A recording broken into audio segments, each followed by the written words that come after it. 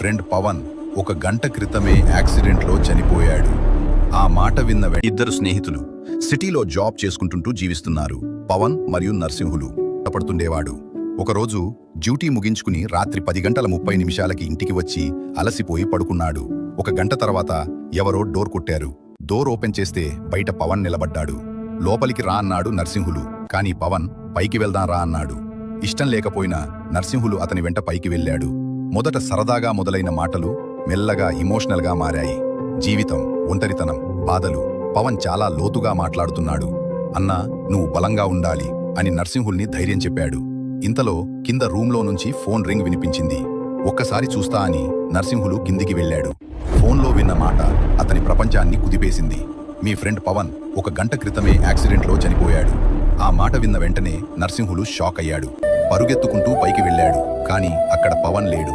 ఇంతసేపు తను మాట్లాడింది పవన్ ఆత్మతోనే అని గ్రహించాడు.